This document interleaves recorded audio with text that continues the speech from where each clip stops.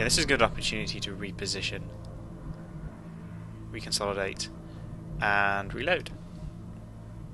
So I'm going to bring him around here and reload. I'm going to move my heavy further up and give him an Overwatch command. And I'm also going to reload Sergeant Pixie. And also our sniper is going to give us Overwatch support from above until he gets strangled by something. Oh! Come on, German precision! Boom! Oh no! Oh dear. Okay, we have another strangling situation going on here. It's a little impolite. But we have an 81% chance to hit from right next to him, so let's go for it. Oh, and you missed! You missed! Missed the target. Yeah, you don't say. Come on, German precision, you can do it. Hey, there we go. 2 for 1. Okay, so we've taken down 2 of the Seekers. Oh, and we've lost one of the meld canisters. I just noticed that. Presumably we didn't get to it in time. That's okay. At the moment, I'm just glad everyone's alive. So I can actually live with that situation. As for everyone else, I'm going to put him into Overwatch, and I'm going to put our heavy into Overwatch. Our sniper needs to reload now, really, to be honest. I'm finding meld an interesting mechanic. It sort of encourages you to really think about where... It kind of encourages you not to do what I always seem to do, and Overwatch, move, Overwatch, move, Overwatch, move. It really encourages you to try and think more tactically, almost. So I'm going to want to give cover with my sniper of down there, which is where the alien spaceship is, I think. And I also want to reload, so I'm going to send him round. Okay. Apparently he wanted to take the stairs. Oh, yeah, sorry, I shouldn't have moved him. I shouldn't have sprinted him, I should have moved him and then reloaded. So everyone else is going to slowly move forward. I know there's some more sectoids around here because we saw them before. Their exact location is a mystery, but at least we don't, in theory, have any more Seekers. One of the problems with using a grenade when I did is I've sort of gotten rid of pretty much all the cover that I could have used, which was a bit of a mistake, but there we go. Heading there now. With these early... no, I don't want to fire a rocket. With these early games, especially when you don't have good armour and weapons, I'm very hesitant to move forward too quickly, just because it's risky. So our heavy heard our sniper heard something over there, and I'm going to put him in heavy cover. What are these things? I've not seen them before at all. So these are floaters. They have jump packs, which is really annoying because they can get to places like our sniper up here, who is kind of on his own right now, in a bit of a precarious position. But he has the ability to jump down and get in cover there.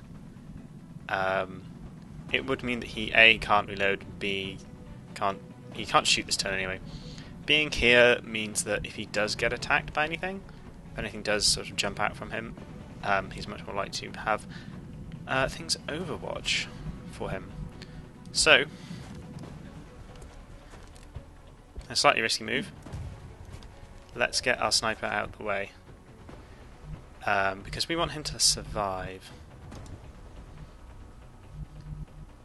So our heavy is in a really terrible position to provide covering fire because he's just in a little alcove. He also really can't move very far. He could have moved where our sniper moved to, but that's not going to be very useful. He might be able to move here, but I kind of want to keep... Let's move him here. Just to provide more Overwatch support, because I think we're going to get those floaters streaming through that doorway to try and get our sniper. No, apparently not. So they've disappeared, potentially. So we've lost our vision because we've had to move our sniper. One of the problems with snipers is, like I said before, they can't move and shoot, which I find kind of annoying. It's one of the reasons why I tend to take the move and shoot ability rather than the squad sight. I've been told by multiple people that squad sight is just flat better, and I can see why in some ways, and in others not. I'm just trying to make some space basically so I can move troops up. I'm gonna have to dash. I don't like dashing. I have a feeling this is going to be a massive mistake to dash my people up. But really, because I chucked a grenade in there before, don't... Oh, I have eyes on target. Where is that target? He's over there. Okay. Because I'm worried about getting jumped on, I'm actually going to move my... I don't want to have everyone having sprinted, so I'll move my assault round. Oh. Okay, so they're just kind of milling around. They've probably all gone into Overwatch. So I don't really want to break cover here too much, because they will just shoot at us, and that would be unfair and impolite. I do have a 64% chance to hit from the Sergeant. I think that's worth taking. 3 damage! That's not bad. He also now knows that he can be hit, so he may move from there. He may choose to return fire. I'm not happy with our setup at the moment. Mostly because I don't have any good line of sight.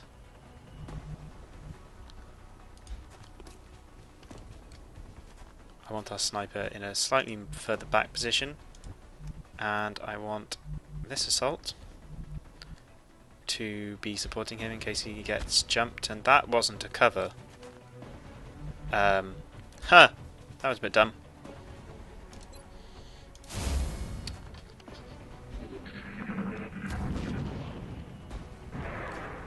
And trigger Overwatch from our heavy. 3 damage. Nice one.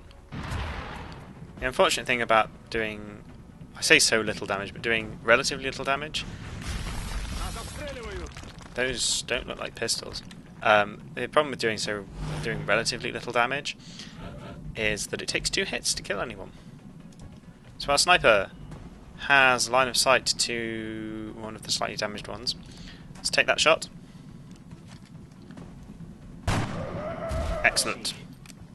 I think he's only missed a kill shot once, so that's pretty good going. Our sergeant has the same shot as she had before, pretty much, and our heavy has a shot to the damaged one and a better shot to the undamaged one, but he's running low on ammunition. I could try and throw a rocket in there, but let's oh, suppressing fire, which is not suppressing. Yes! Okay, that's 5 damage. Nice. So it leaves us to our final support, our sergeant, to make the kill shot on this one. Come on! Yes! Neutralized. That's what you get for employing British shoulders. I think she's British. Yeah, she's British. I can't zoom in any further. You're British, aren't you? Yeah. Okay, right. So, we kind of want to approach this UFO a bit now.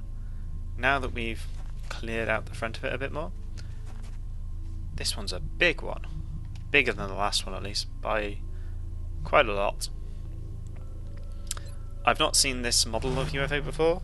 I had a comment on one of my last videos, I think it was episode 4, of when I saw the being of pure energy, whose name escapes me immediately. They're not the Ethereals. I can't remember what they're called, but the beings that are pure energy, and I kind of said, oh, I don't know what those are. That was a little bit of roleplay. I know, because I've played this game before, that what they are and what they do, but my XCOM commander doesn't know. But apparently my acting was not very good. So, so there we go. But we'll have to research them when we can, and I can show everyone what they are. So for this turn, it's mostly repositioning and reloading, because we don't see any aliens out there, and no aliens is almost as good as dead aliens, which of course is better. So, okay, approach. We only have one option really, which is to forge onwards fearlessly. I don't want to split up, but that looks like what's going to happen. And you can overwatch. I see no problem with overwatching all the time for the rest of eternity. No, since we've lost that meld canister, I see no problem with using Overwatch now. I think the game is going to basically force me to diversify my tactics, just basically because if I want meld, I'm going to have to actually run for it. So we heard some movement over here. I don't actually want to move in that way. I much prefer going in through this side, where there's a huge chunk missing out of the ship, because all the stuff on the ground just gives me more cover. But we're very split up, and I don't like that. I don't like being split up, because it means we can't concentrate our fire, and we can't keep track of each other. So we want to move as a group, and we want to go in through this front door. Our sniper currently, he's not in a great position. He doesn't have a good sort of kill shot opportunity over here.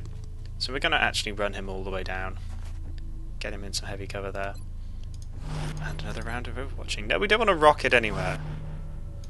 I wish, and if anybody knows, if you can turn these little prompts off, because I know what Overwatch does. I don't really want to have to click OK every time I go into Overwatch. I'm sure there's a mod for it or something. Something occurs to me, which is I have a rocket launcher here, and there's a wall there, and I don't want that wall to be there. So I could fire a rocket into there and then just Overwatch fire into that space, because that's how I think the aliens are. But I think that is probably the XCOM apocalypse approach of destroy all the walls and then just rapid fire in. And I think at the end of the day, we're better than that. We've progressed. Gameplay has progressed since those days. Okay, we're reaching a point where our sniper, as precise and accurate and of a good shot he is, we are reaching the limits of his vision without squad sight. So we are going to enter a situation where we're going to need to move him to somewhere. And obviously there's no high ground over this bridge. Although I have a feeling, and it's just a feeling, that we're actually not got that many aliens left, maybe one or two, just simply based on the size of this ship and the number we've already met.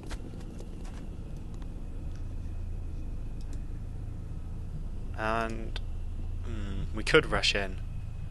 The problem with Pixie's location is that unless we actually rush in and reveal this half of the ship, which is probably crawling with aliens, we don't really have any good cover.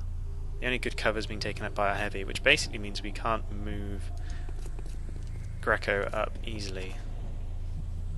Our sniper now, this is really the last turn he can get a good Overwatch turn in before we head inside.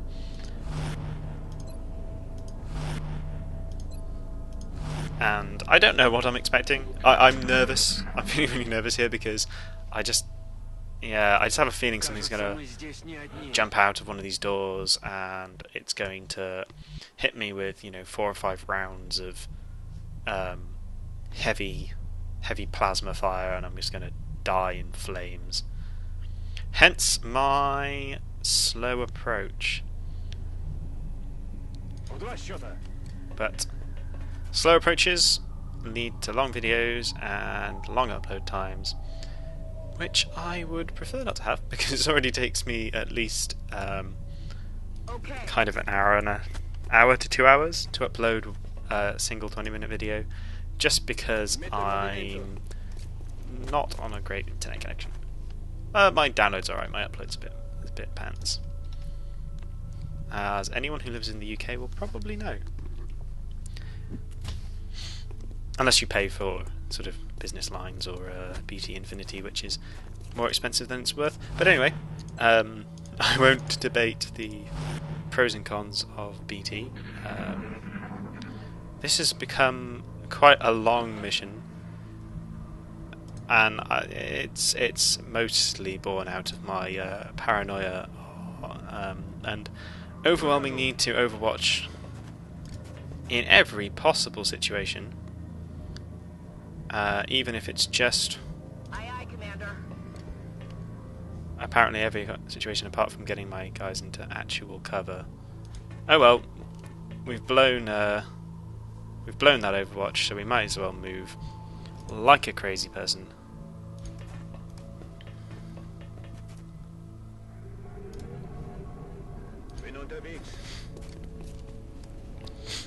I hope this guy gets a promotion. He really should get a promotion, because he has been consistently really good.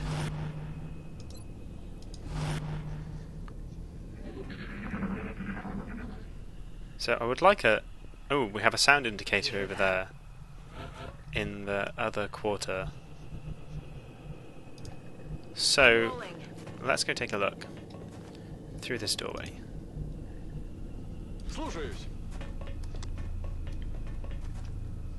And there's no line of sight through there.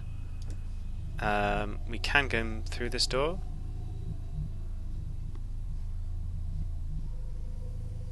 So let's end our... I'm unhappy at how much I'm splitting this group, this party, splitting our forces here.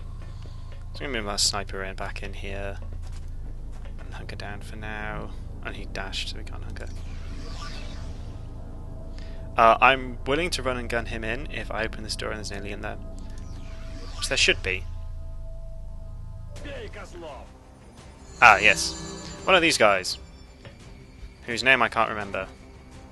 But they can be really quite horrible and deadly. But this won't kill him. But we have a good chance of doing lots of damage. Or we have an equal chance, to be honest, to completely miss. And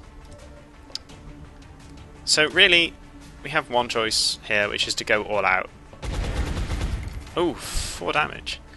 Okay, so risky strategy. Balls to the wall. Guts and glory. Die, alien scum. Or die me. That was a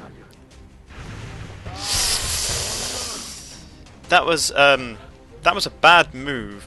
I'm going to chalk that one up to a bad move. So we lost one of our assaults there through a ballsy move because another day, another successful operation. basically it came down to the fact that I didn't want to lose either a sergeant or a heavy because we only have one heavy. We have swathes of assaults. I expected that to hit. It was an 80% chance to hit, and I knew it would be high anyway. So pros and cons. You roll your dice and yeah. But our sniper has been promoted to corporal. So now we have the ultimate decision for snipers, which is snapshot, which means you can move and shoot, or squad sight, which means you can use use allies to pick targets. I've always gone with snapshot, partly because I like the mobility. But the argument that you don't need mobility if you have squad sight is also perfectly valid as long as you have the height advantage. Since I've always gone with snapshot, I'm gonna try squad sight. So this is for those people who have told me that I'm wrong and squad sight's the only true one way. There you go. So we have floater, autopsy, seeker, and we have lots of bits. Seeker wreck, more meld. Okay, but we lost. We lost a person. We don't have any medals. Oh, we have a defender's medal to give. Okay, we might. Ooh, let's award this medal. Let's award this medal to our support because that's the one of not panicking. She also did well this mission. Stand at ease, soldier. So that was quite a long mission.